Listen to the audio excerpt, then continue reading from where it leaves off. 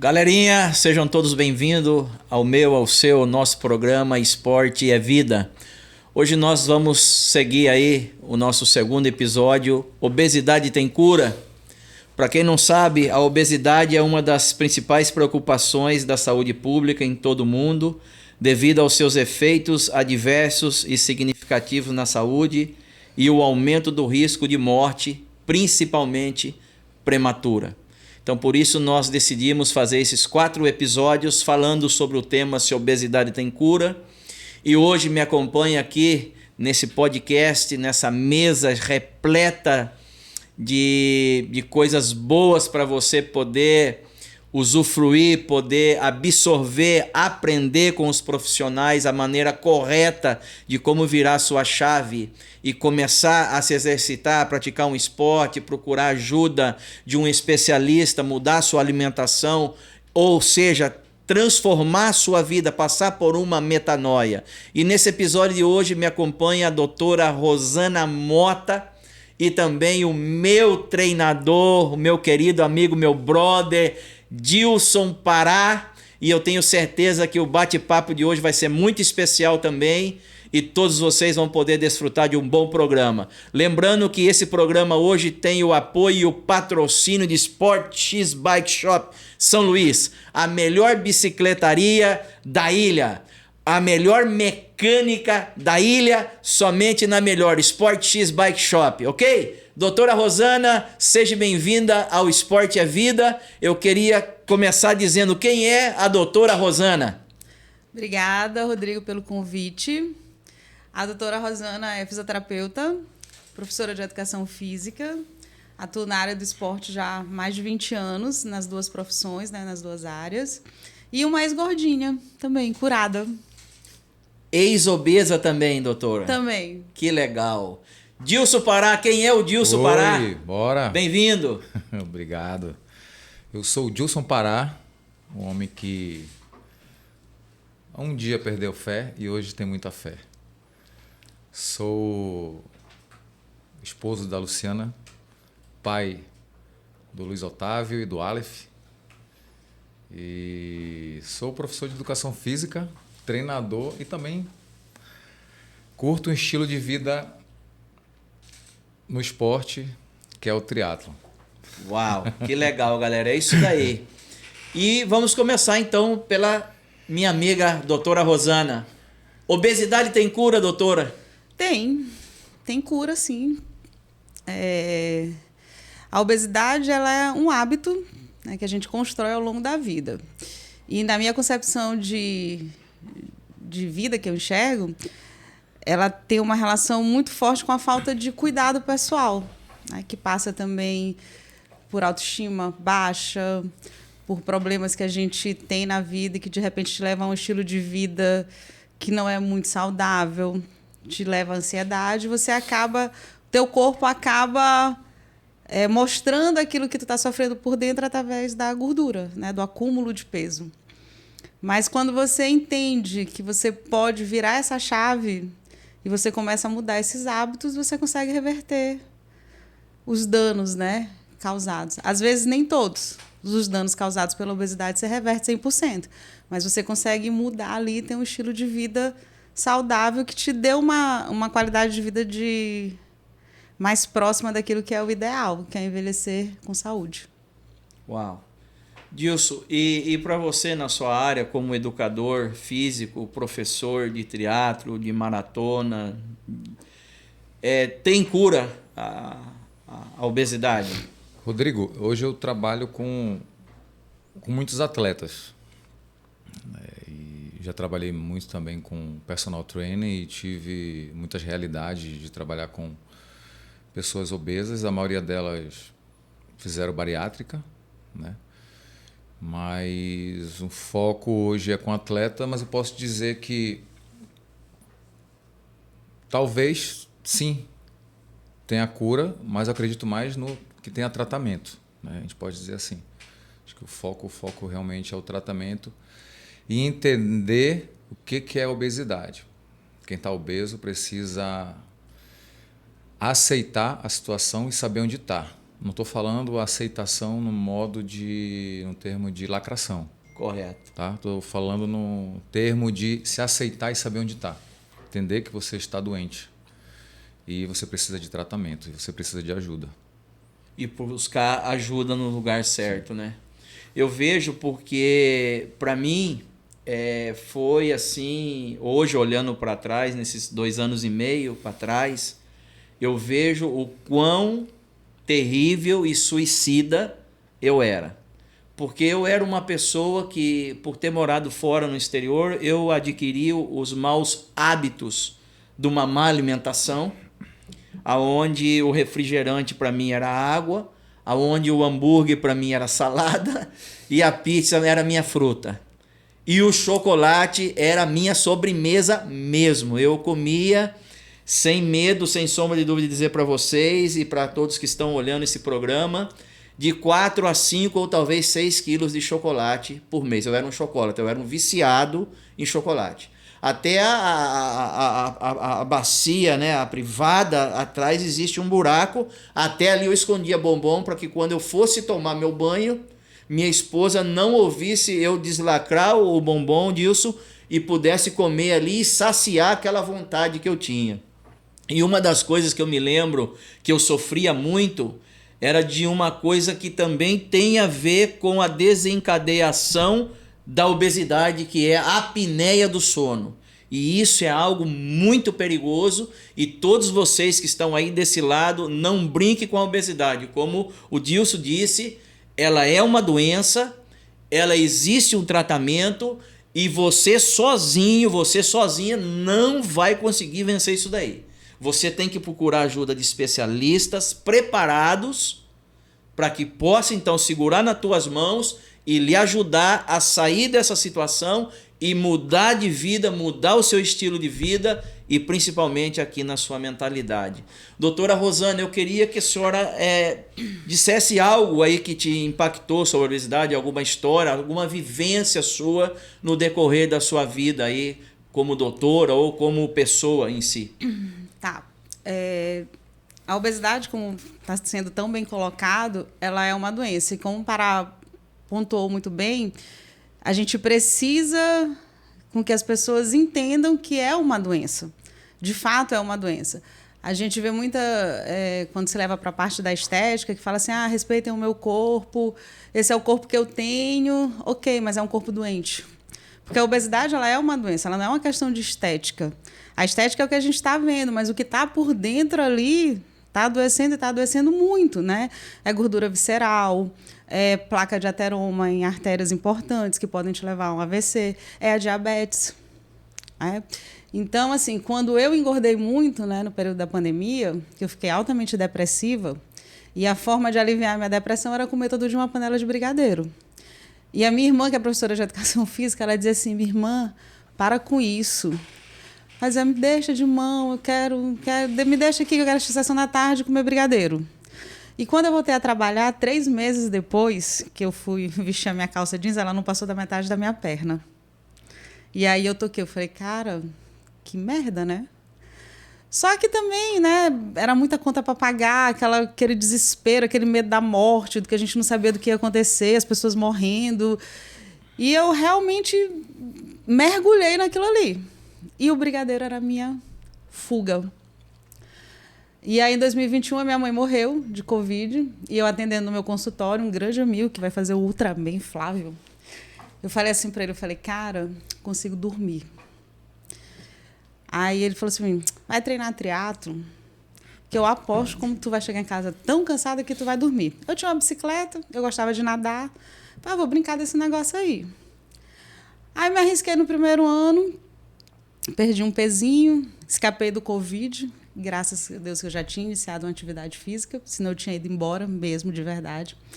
E aí fui treinar com o Pará, e aí ele marcou uma avaliação. Lembra, coach? Lembro. Eu posso contar essa história? Pode contar essa história. Algo bem duro, talvez, de ouvir, mas... Duríssimo. Será legal o final. Eu lembro... Eu não lembrava muito bem da Rosana quando ela começou a fazer o triatlo. porque o que eu lembrava era de uma senhora fazendo teatro. Meu Deus. Uma senhora mesmo. Eu sempre falava assim, uma senhora fazendo teatro. Passou-se um tempo, ela mandou mensagem para mim. Queria marcar uma avaliação. Aí eu sabia que era... Ela tinha comentado, ela falou que realmente era a Rosana. E eu falei assim, é aquela senhora que faz teatro. Ela foi fazer essa avaliação. Chegou lá a senhora Rosana. Fiz todo o protocolo da avaliação. E um dos protocolos que eu estava fazendo, não era necessário, mas eu estava fazendo, porque eu estava usando como um objeto de estudo essa métrica, né, que era a glicemia. Aí eu ia fazer o teste de esteira com ela, do ventilometria, aí vi ali a glicemia. Aí eu falei assim, não, alguma coisa está errada aqui. Deu 96. 96. Meu Deus. Aí eu não, alguma coisa está errada aqui. Vamos lá. Outro Aí, dedo. Outro. 197. Aí eu Alta falei mão. assim, tu é diabética? Ela, não sei. Acho que não. Eu falei, porque tá dando, acho bom tu procurar um médico. Eu vou resumir a história, porque o resto é ela que sabe agora. E as pessoas sempre falavam assim, quando eu relacionava a Rosana. Rosana era uma gata, pô. Ela era uma gata, você precisava ver. E eu venho acompanhando a Rosana, e a gente sempre conversa muito. E de vez em quando eu falo umas frases para ela me diz que anota essas frases e coloca na geladeira. Isso é até engraçado. E às vezes coisa que eu nem lembro mais que eu falei, ela, e aí, foi aquilo que tu me falou mesmo e tal. Hoje eu vejo a Rosana voltando a ser aquela gata. Eu olho Rosana diferente hoje, eu não vejo mais uma senhora. Eu vejo realmente a Rosana surgindo, aquela Rosana que talvez as pessoas viram com 15 anos, 16 anos de idade. Ou seja, no tempo, talvez ela esteja voltando para o tempo que realmente ela deve estar. Qual é a tua idade, Rosana? 51. Que é 51. Eu não vi a Rosana com 51 anos entrando naquela sala. Meu Deus. E eu sei que agora ela está voltando a ter essa idade de 51 anos.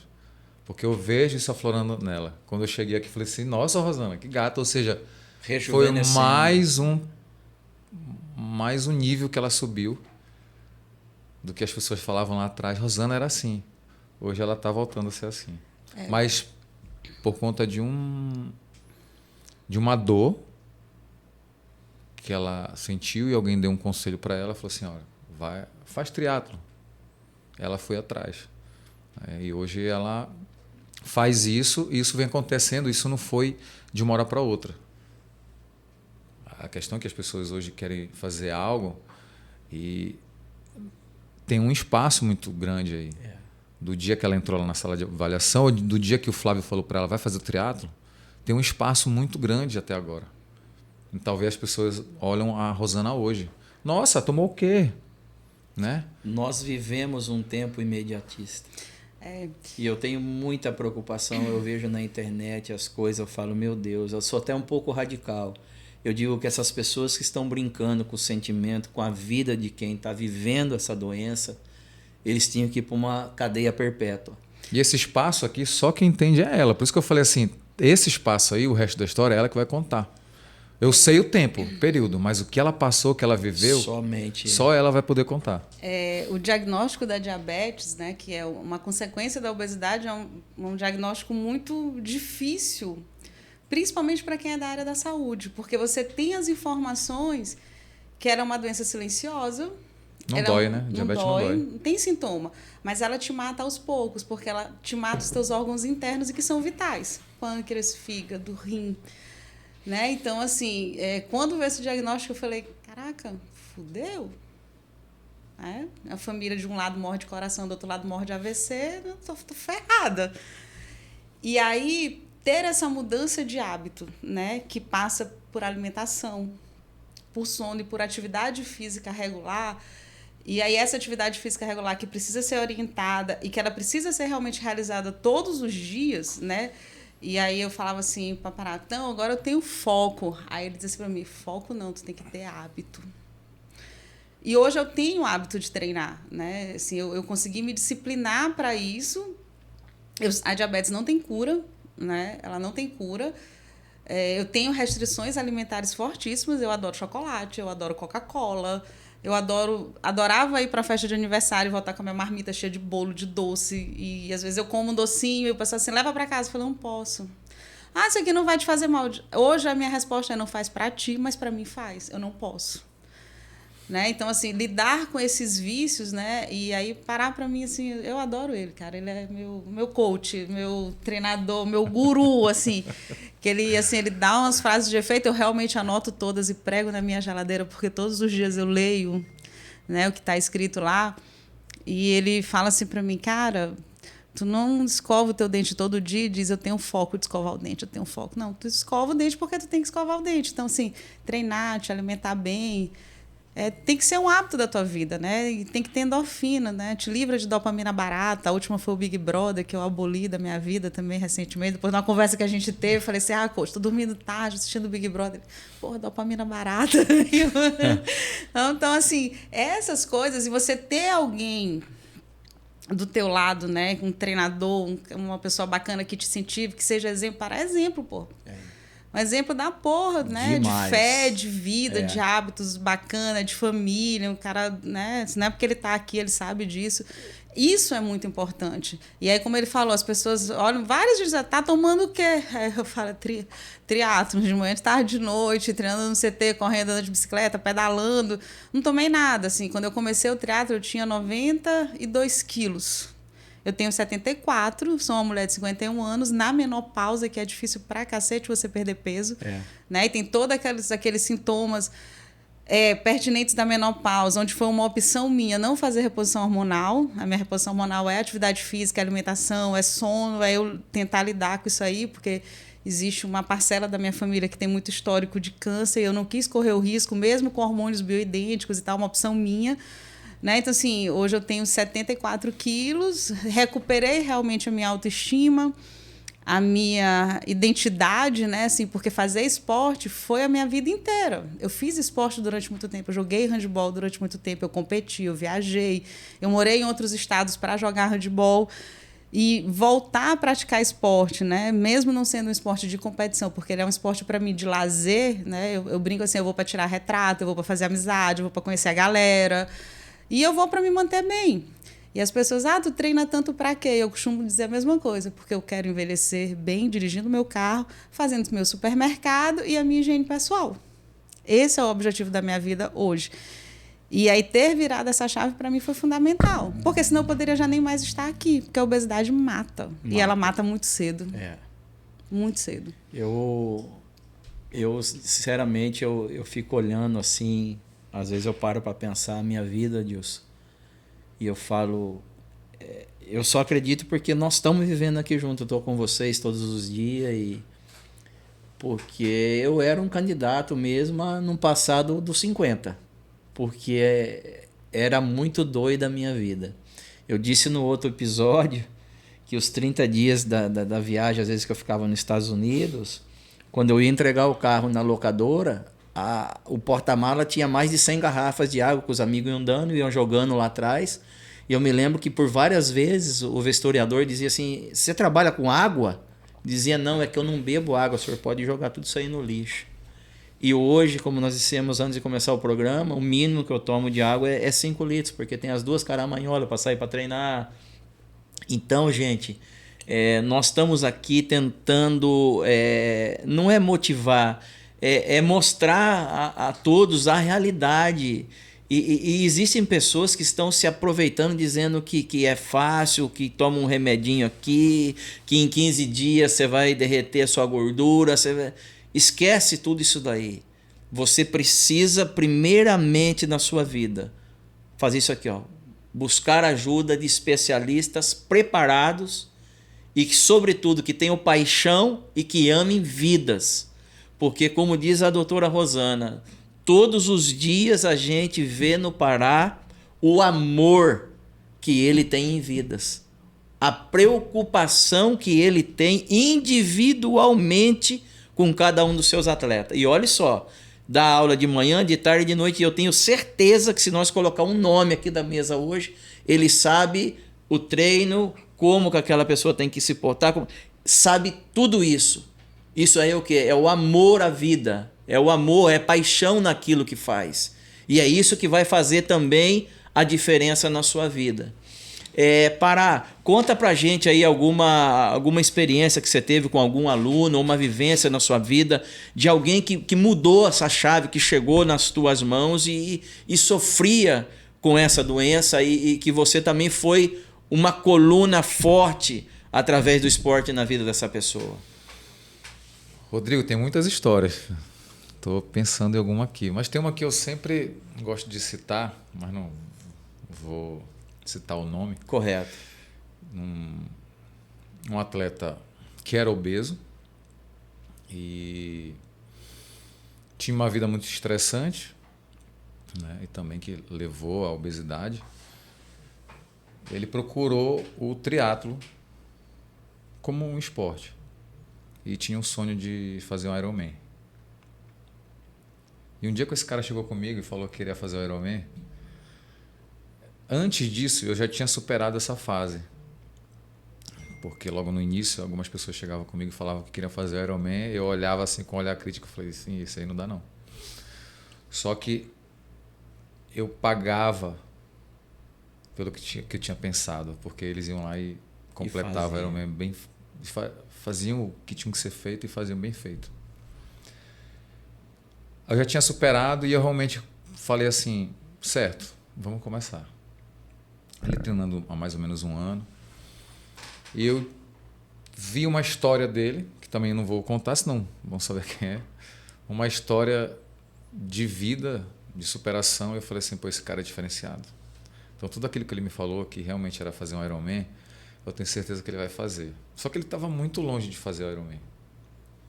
Aí um ano antes dele fazer o Ironman, ele se inscreveu em um 70.3. Ele treinou com 70.3. Ele tinha uma dificuldade muito grande, que era a natação, mas estava treinando natação.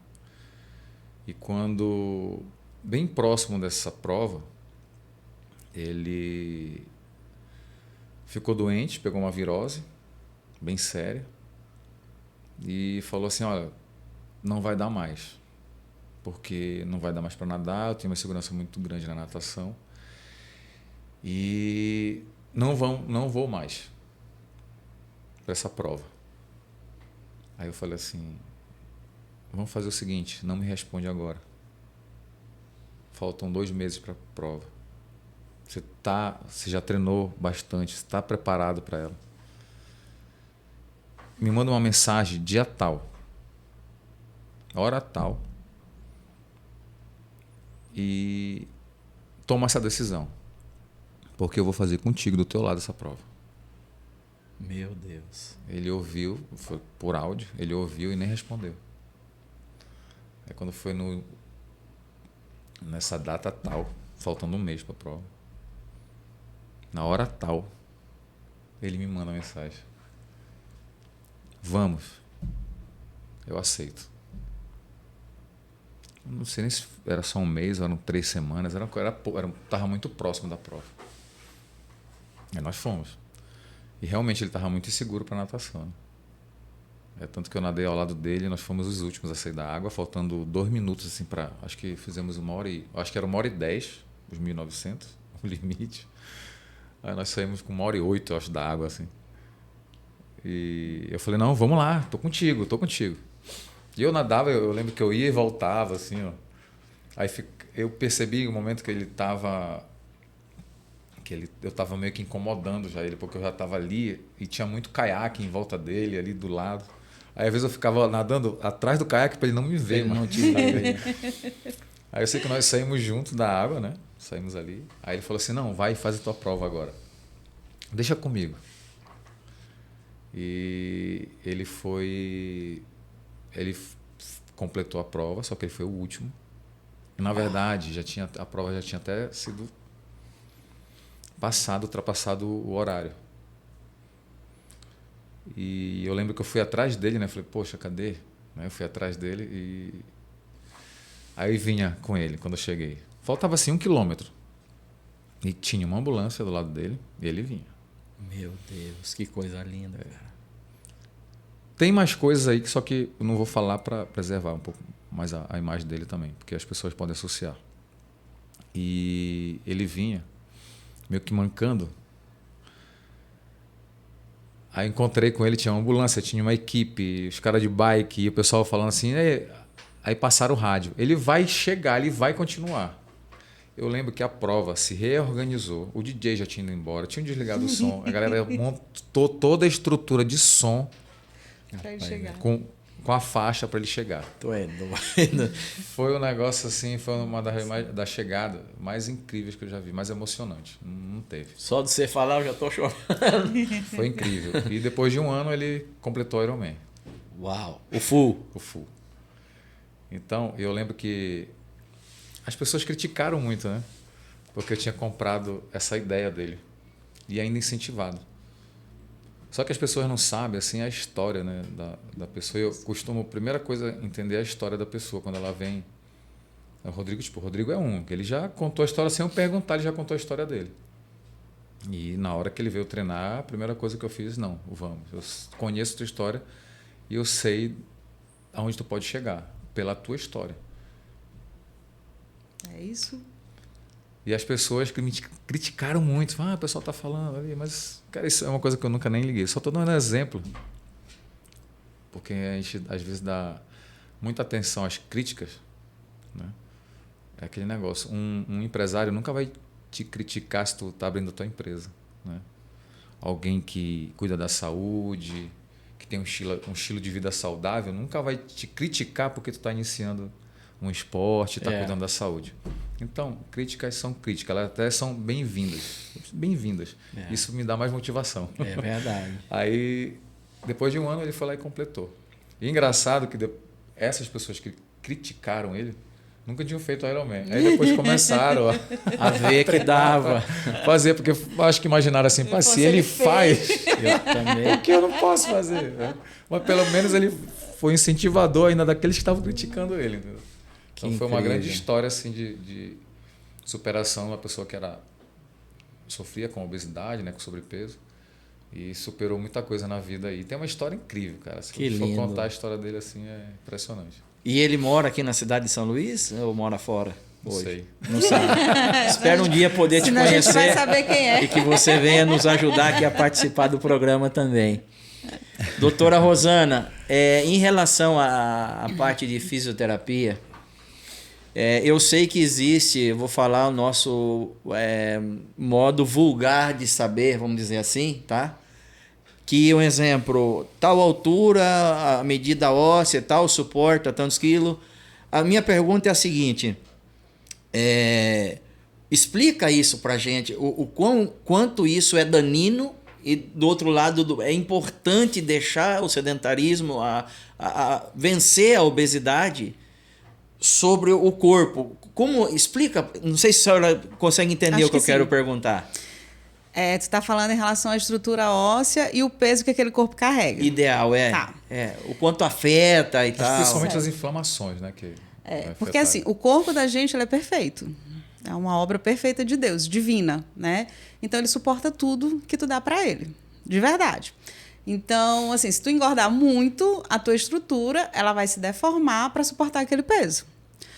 E o corpo obeso, ele é um corpo inflamado, né? Ele é um corpo sobrecarregado, ele é um corpo que destrói a tua massa magra, né? Porque célula gorda, tecido adiposo, ele é um tecido ruim de sustentação de corpo. Ele é um tecido que deforma o teu corpo.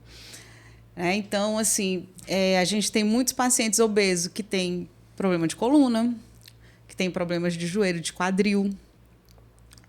E o que acaba dificultando mais o processo de reabilitação dessas pessoas é porque a reabilitação ela passa pelo exercício. Ela tem que passar obrigatoriamente pelo exercício. Ninguém reabilita função se não for através do exercício, da atividade, do movimento. E para essas pessoas, o exercício se torna sofrido demais, porque o corpo já não está mais acostumado a se movimentar, o corpo não está mais acostumado a tolerar carga, a vivência corporal dessa pessoa é completamente adulterada e comprometida por conta da obesidade. Então, isso exige dele por exemplo, para recuperar uma condropatia patelar, que é uma das causas que mais atinge mulheres, que é a dor anterior no joelho, na parte da frente do joelho. O relato é assim: eu não consigo descer a escada, eu não consigo me agachar porque o meu joelho dói. E se ela é uma mulher obesa, para ela recuperar a função desse joelho, que eu preciso entrar com exercícios de agachamento, né, com exercício de deslocamento lateral, o corpo dela sofre muito. Então, ela sente mais dor muscular. Tu imagina o que é sentir dor muscular num atendimento de fisioterapia. Quanto que esse corpo não tem condicionamento físico, né? Ele é sofrido demais. E isso acaba levando a maioria dessas mulheres a desistir do processo de reabilitação. E aí ela vai operar para aquilo que ela acredita que seja de imediato, que é cirurgia de joelho, né? Lavagem articular, que a gente sabe que isso aí a longo prazo, né, precipita uma prótese de joelho, e você vai desencadeando vários problemas futuros para aquele corpo. E você vai colher esses problemas na sua velhice, né? Na sua fase mais adulta, onde você precisa ter mais saúde ainda do que você tinha antes. A mesma coisa são as dores de coluna, né? Principalmente as dores lombares. As pessoas falam assim: mas nem todo obeso tem dor de coluna. Ok, nem todo obeso tem dor de coluna, mas a maioria tem. E reabilitar a mesma coisa. Dor de coluna em paciente obeso é mais difícil. Você tem que ativar a musculatura paravertebral, você tem que ativar a core. E a pessoa não tem mais consciência corporal, tem muita gordura ali em cima daquele tecido. Então, assim, é muito difícil para você, enquanto terapeuta, ensinar aquele paciente como é que faz uma ativação profunda de core para estabilizar a coluna, de paravertebral. Porque ele perdeu a sensibilidade, ele perdeu a coordenação, ele perdeu a força de contração daquela musculatura. Eu tenho alguns pacientes, alguns até treinam lá no CT com Pará, assim, e isso é uma coisa minha enquanto fisioterapeuta. Se meu paciente ele não fica na fisioterapia, na hora que ele tem uma condiçãozinha, vai treinar, porque ele precisa sair de lá com um hábito bom para ele. Eu faço: tu gosta de fazer o quê? O que é que tu gosta de fazer? Às vezes tem paciente: eu gosto de correr, mas às vezes não dá mais para correr, ele já perdeu a janela ali da corrida, né? Às vezes o joelho não permite mais sobrecarga, não permite mais um monte de coisa. Vai nadar, vai andar de bicicleta, vai fazer musculação, vai fazer qualquer negócio, não vai sair daqui sedentário. Então, assim, melhora um pouquinho, fala: vai treinar. Quer treinar lá onde eu treino? Lá é massa, meu treinador é top, tu vai ficar show de bola, tu vai até correr se tu quiser. Achei de paciente meu lá no CT que tinha problemas de colunas gravíssimos, que inclusive estava com cirurgias marcadas.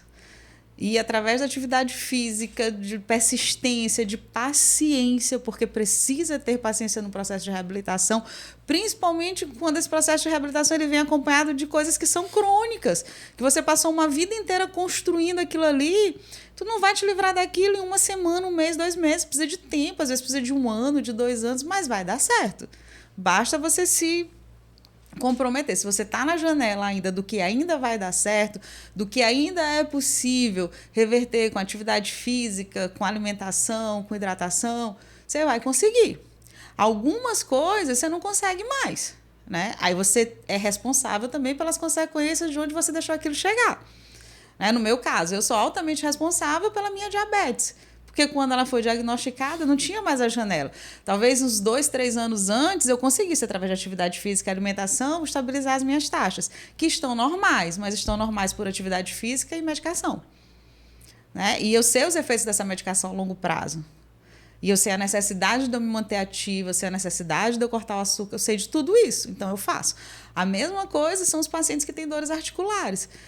Você tem uma janela onde você ainda consegue reverter aquilo 100%. Se você perde essa janela, esse percentual reduz. Mas ainda é possível.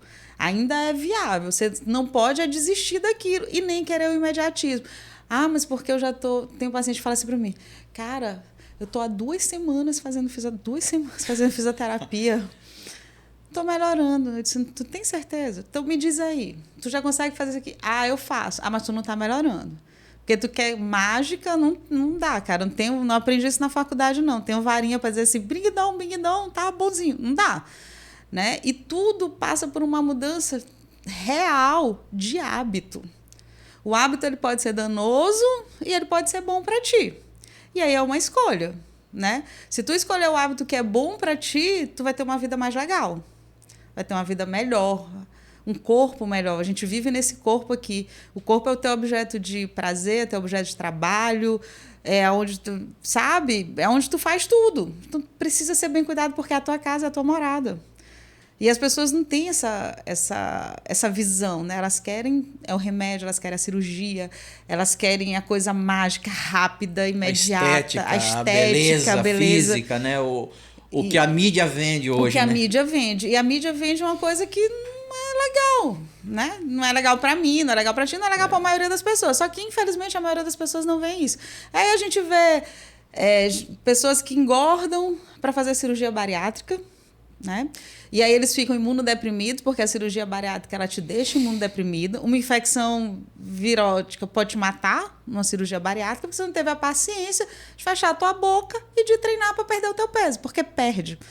Cirurgia bariátrica ela é indicada para obesidades mórbidas, né? Então, assim, você não está numa obesidade mórbida, você tem uma janela ali para ir atrás, basta você querer, né? Aí é uma escolha sua, eu vou correr o risco de uma cirurgia, de uma anestesia geral, de colocar uma coisa, sabe? Então, é esse comportamento da sociedade que a gente vê e que vem piorando a cada dia, né? A gente vê crianças cada vez mais sedentárias, a gente vê as escolas acabando com a cultura da educação física na escola, com a cultura do esporte, a gente vê crianças que não sabem correr, que não sabem dar uma cambalhota, aí um bando de família que quer que aquela criança... Não, porque tu tem que ser alguém na vida. Cara, todo mundo é alguém. Todo mundo, desde o dia que a gente nasce, a gente é alguém.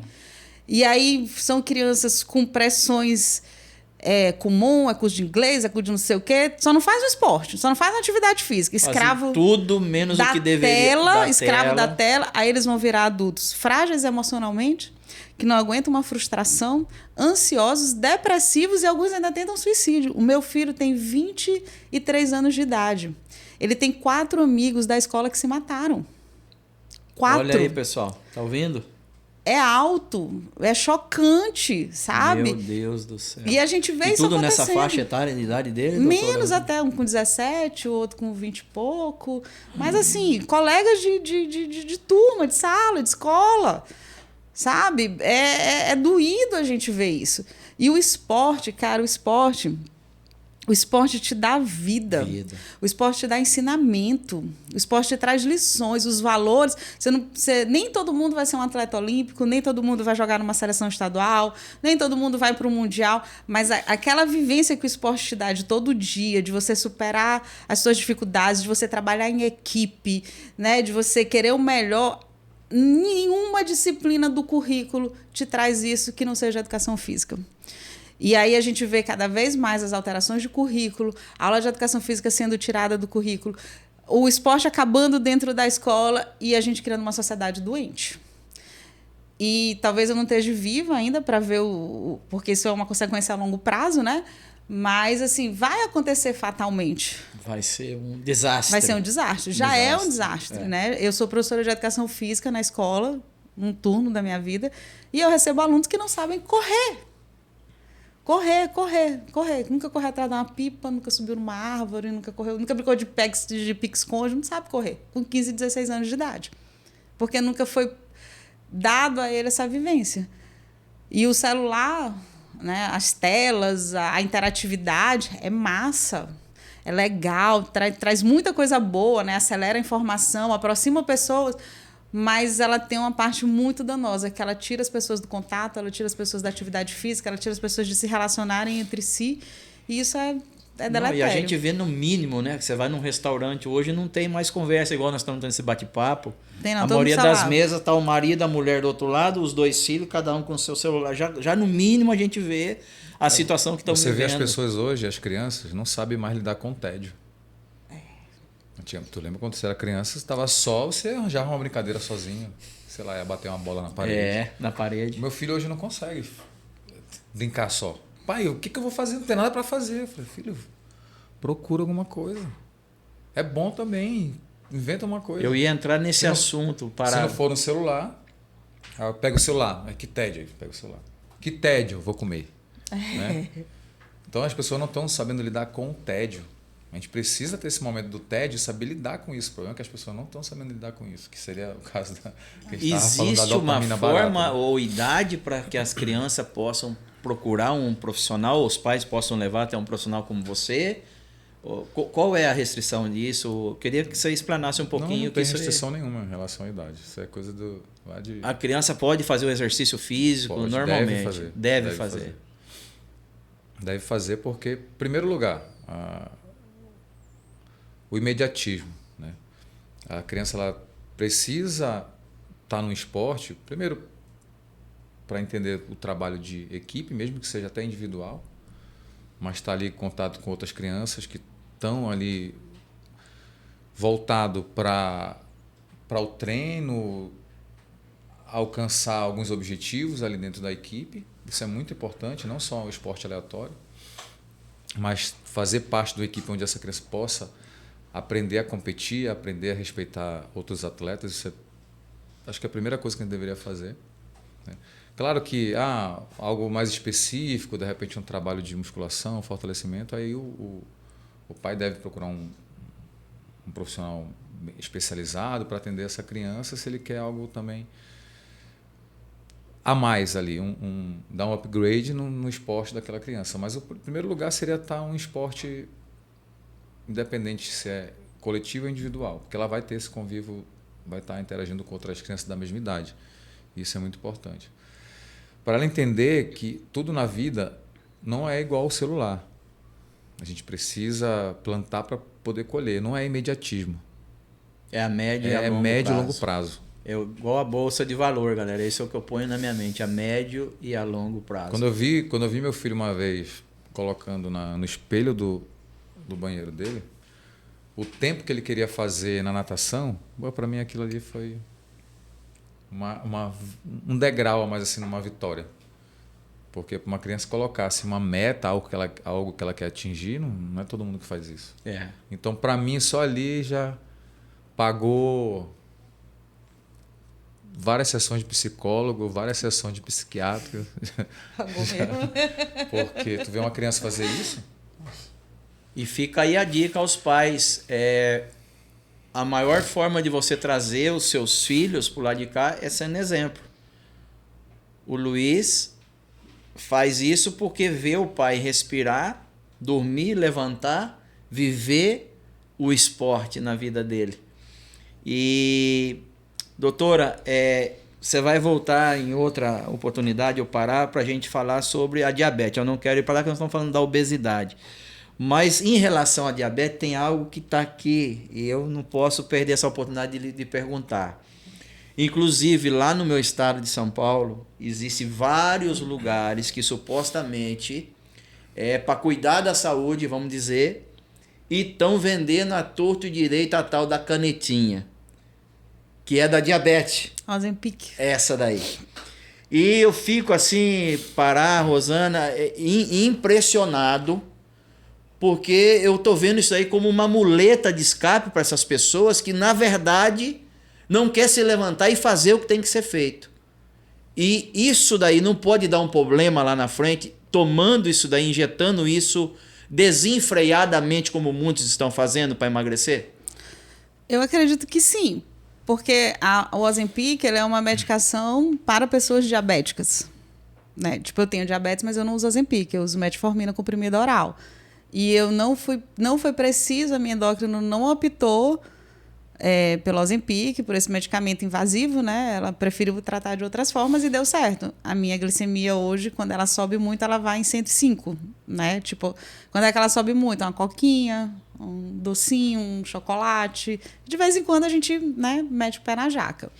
Mas me educando o tempo inteiro para não meter o pé na jaca, né? O peso na consciência veio depois, que é incrível.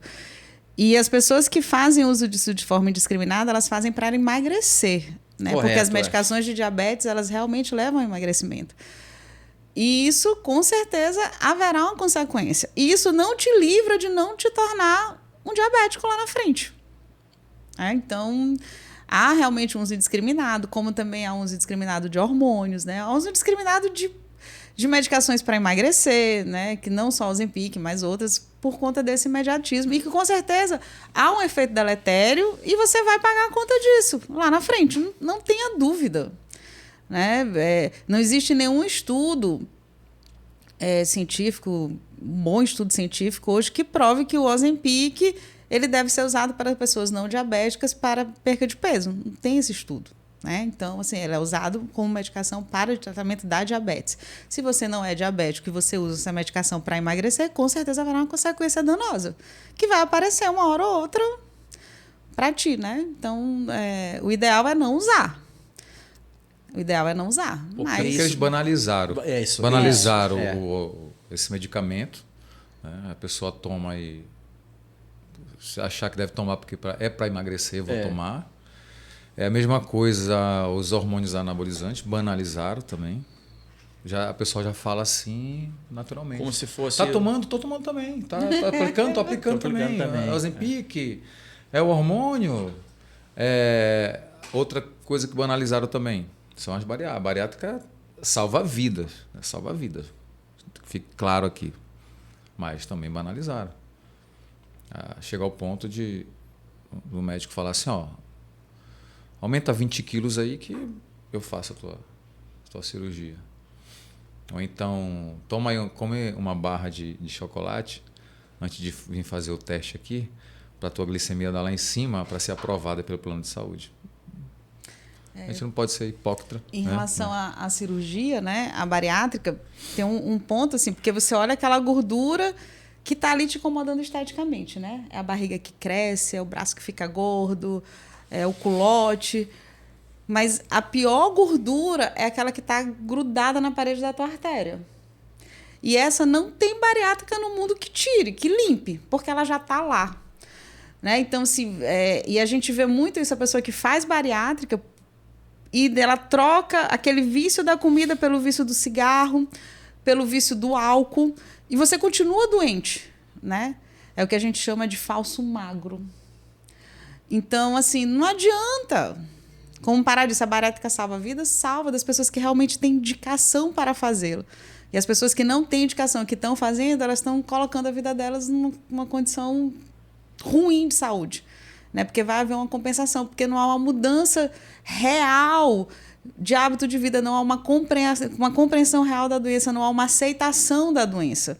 E se você não aceita, se você não enxerga aquilo que você tem de fato, você não muda verdadeiramente. E nenhum processo de mudança ele é rápido, nenhum processo de mudança é indolor. Todos doem, porque todos te exigem sacrifícios e mudança. Mudar hábito é muito difícil. Muito difícil. Você acorda todo dia às 7 da manhã, às 8 da manhã, você começar a acordar às 4:30 da manhã para correr, é difícil pra cacete. Mas depois que passa os períodos, de é a coisa mais gostosa que tem. Exatamente. As pessoas assim falam assim, cara, as minhas amigas, né? Porque quando eu jogava handball, eu gostei muito de dormir. Eu gosto muito de dormir, de verdade. E as minhas amigas, quando a gente jogava, que viajava, alguém acordava mais cedo, me acordava. Eu sempre fui lerda de manhã, né? Me acordava. Todo mundo saía para ir pro jogo, eu saía correndo com o T, me espera, porque eu tava dormindo mais, entendeu?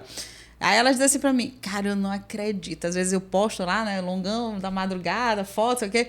Paz, tu tá acordando mesmo 4:30, paz, o tempo muda. Muda! E outra coisa que eu percebi, eu me criei essa disciplina na minha vida. Eu tenho uma tabela lá de calorias.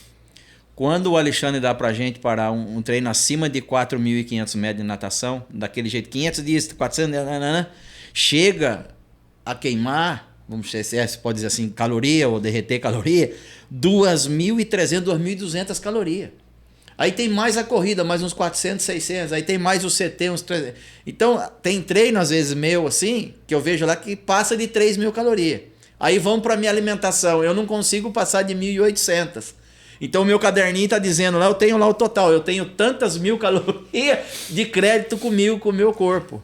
E eu atribuo isso aí também, vamos chamar assim, um milagre. Eu não tomo refrigerante, eu não tomo suco natural, eu não como nenhum tipo de doce. Em 2 anos e meio, eu tenho disciplinado a minha vida dessa maneira. Agora nós chegamos no momento de faturar, né, meu amigo? Bora lá. Hoje, então... a nossa patrocinadora do nosso programa, Sport X Bike Shop São Luís, a melhor bicicletaria da ilha e com o melhor mecânico para revisão das suas bicicletas, Kashimaki. A Sport X mandou uma lembrança para cada um de vocês, dos nossos convidados. Opa. Obrigado por estar aqui conosco. Obrigado, Sport X. É isso aí, galera. Estamos já caminhando ao final da nossa programação. E agora é aquele momento de coração para coração. Doutora Rosana, de coração para coração, a senhora vai olhar para aquela câmera e vai dizer do fundo do seu coração para o coração daqueles que estão lhe ouvindo, lhe vendo, o que está no teu coração para eles mudar a vida sobre a obesidade. Mudem. É possível, é viável. Treinem por amor, não treinem para comer, treinem para ter uma vida saudável, uma vida boa, para viverem o máximo de tempo que for permitido nesse plano, com qualidade, com independência, com autonomia. E a atividade física te dá tudo isso de grátis. Aproveitem. De coração para coração, coach, aqueles que vão lhe ouvir, lhe ver. Eu falaria de coração para aquelas pessoas que ficam romantizando a obesidade. Uau! Se você acha que obesidade não é doença, obesidade é doença. Se você acha que quem é obeso precisa se aceitar, ela precisa se aceitar, saber que ela está obesa e precisa se tratar. Obesidade é isso, obesidade é doença, não é lacração. Isso aí, galera. Doutora Rosana, suas considerações finais, suas redes sociais, aonde é que o povo pode lhe encontrar, marcar uma consulta, se tornar suas amigas, seus amigos. Fique à vontade, sua consideração final. Primeiro, agradeço o convite, foi um papo assim super agradável, enriquecedor. Sempre é enriquecedor a gente sentar com amigos e conversar sobre coisas que somam na vida de todo mundo.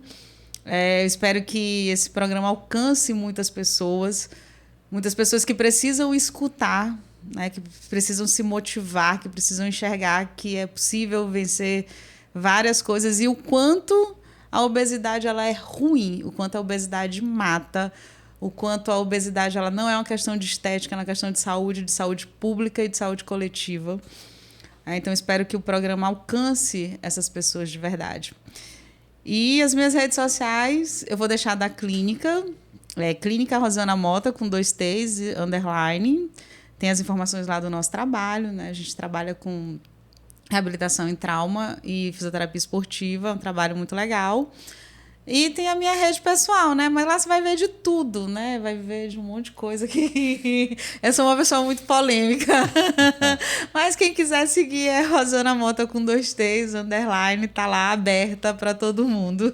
Isso aí, obrigado. Dilson Pará, meu coach, suas considerações finais. Obrigado, e as suas redes sociais. Obrigado pelo convite, muito enriquecedor. Esse papo a gente tem todos os dias, só que a gente está tendo agora aqui sendo gravado, né? Mas esse aqui é um papo que é normal todos os dias, ali quando termina o treino, é mais ou menos isso. É que a rola, resenha. Né? E quem quiser me acompanhar aí na rede social, comecei a postar um pouco mais e falar principalmente sobre hábitos e comportamentos, né, relacionado à saúde, bem-estar, ao estilo de vida e principalmente a hábito. Eu até postei ontem um vídeo mostrando o que eu faço, o meu ritual pela manhã, né, ao acordar. Mas quem quiser lá assistir e acompanhar um pouco é o Dilson Paratri, tá? E o da empresa é @CT_P3. Isso aí. Muito obrigado a cada um de vocês. Foi enriquecedor tê-los aqui. Obrigado por aceitarem o nosso convite e por fazer parte desse projeto, esse sonho de tentar fazer um pouco, trazer essas pessoas a viverem aquilo que nós estamos vivendo, porque somente nós que já vivemos daquele outro lado sabemos a dor que é, até mesmo uma coisa mínima, de provar uma roupa e não ter o nosso número para colocar para sair de uma loja. Então, galera, é isso aí. Fica aí o nosso abraço, o nosso carinho a cada um de vocês. Obrigado pela audiência. Dê um like, se inscreva no canal, compartilhe essa ideia e venha para o lado de cá. Venha praticar esporte, porque esporte é vida. Venha praticar esporte, porque esporte É vida. Tchau, galera. Um abraço. Até a semana que vem. Tchau.